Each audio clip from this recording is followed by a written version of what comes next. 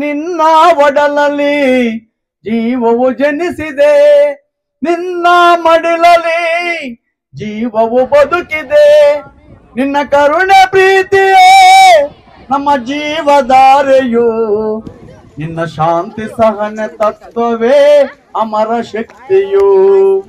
ಭೂಮಿ ತಾಯಿಗೆ ನಿಮಗೆ ವಂದನೆ, ಕೋಟಿ ಕೋಟಿ ಜೀವಗಣದ ಕೋಟಿ ವಂದನೆ. ಕಾರ್ಯಕ್ರಮ ಏನಂದ್ರೆ, ಇಂಥ ಜಾಗಗಳಲ್ಲಿ ಪ್ಲಾಸ್ಟಿಕ್ ತುಂಬಾ ತಂದು ಬಿಸಾಕ್ಬಿಟ್ಟು ಹೋಗ್ತಾ ಇರ್ತಾರೆ, ಮುಖ್ಯವಾಗಿ ಪ್ರೇಕ್ಷಣೀಯ ಸ್ಥಳಗಳಲ್ಲಿ. ಇವತ್ತು ಹೆರಿಟೇಜ್ ನಡಿಗೆ ವಾಕ್ ಅಂತ ಒಂದು, ಇಂಗ್ಲೀಷಲ್ಲಿ ಹೆರಿಟೇಜ್ ವಾಕ್ ಅಂತಾರೆ, ಅಲ್ಲಿದೆ ನೋಡಿ, ಪಾರಂಪರಿಕ ನಡಿಗೆ. ಇಂಥ ಜಾಗಗಳಿಗೆ ನಾವೆಲ್ಲ ಹೋಗುವಾಗ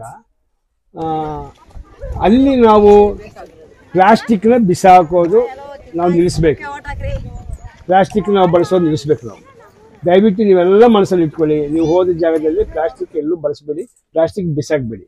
ಇದ್ರೆ ತಗೊಂಡೋಗಿ ಮನೆಯಲ್ಲಿ ಒಂದು ಕಡೆ ಜೋಪಾನವಾಗಿ ಇಟ್ಕೊಳ್ಳಿ, ಮತ್ತೆ ಅದು ಬಳಸ್ಕೋಬೋದು.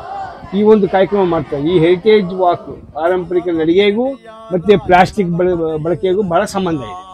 ನಾವು ಇಲ್ಲಿ ಇದೇ ಬೆಟ್ಟದಲ್ಲಿ ಒಂದಿನ ಆವನಿ ಬೆಟ್ಟ ಕ್ಲೀನಿಂಗ್ ಡ್ರೈವ್ ಅಂತ ABCD ಅಂತ ಒಂದು ಪ್ರೋಗ್ರಾಮ್ ಮಾಡಿದ್ವಿ.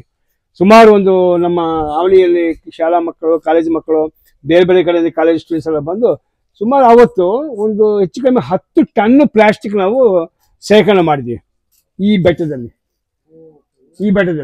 ಬೆಳಿಗ್ಗೆ ಸ್ಟಾರ್ಟ್ ಮಾಡಿದ್ದು ಸಂಜೆ 7-8 ಗಂಟೆಗೆ ಆಯ್ತದೆ ಕಾರ್ಯಕ್ರಮ.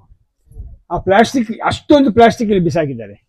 ನೀವು ಆವಣಿಯಲ್ಲಿ ಶಾಲೆಯಲ್ಲಿ ಓದೋರು ನೀವಿದ್ದೀರಿ, ನಿಮ್ಮ ಸ್ವಂತೂರುಗಳ ಆವಣಿ ಇದೆ, ದಯವಿಟ್ಟು ನಿಮ್ಮ ಈ ಹೆರಿಟೇಜ್ನ ಇಲ್ಲಿ ಏನಿದೆಯೋ ಈ ವಿಚಾರವನ್ನು, ಈ ಬೆಟ್ಟ ಸುತ್ತಮುತ್ತಲಿರೋ ವಿಚಾರಗಳೇನು ವಿಷಯಗಳು, ಅದನ್ನು ಉಳಿಸ್ಕೋಬೇಕು.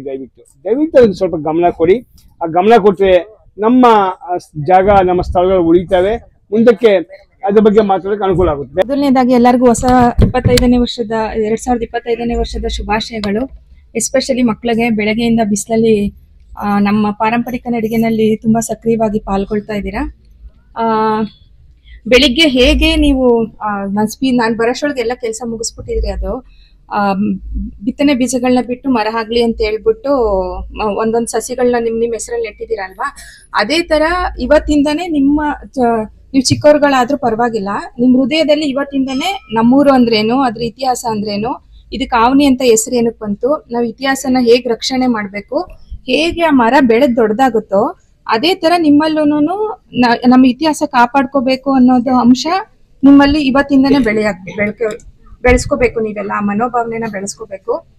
ನಿಮ್ಮೆಲ್ಲರಿಗೂ ಮತ್ತೆ ರೋಟರಿ ಸಂಸ್ಥೆಯವರು ಮತ್ತೆ ಅರಿವು ಭಾರತದ ಸಂಚಾಲಕರಾದ ಶಿವಪ್ಪ ಸರ್ಗೆ ಎಲ್ಲರಿಗೂ ನಮ್ಮ ಇಲಾಖೆ ಪರವಾಗಿ ಧನ್ಯವಾದಗಳನ್ನ ಅರ್ಪಿಸ್ತೀನಿ. ಧನ್ಯವಾದಗಳು.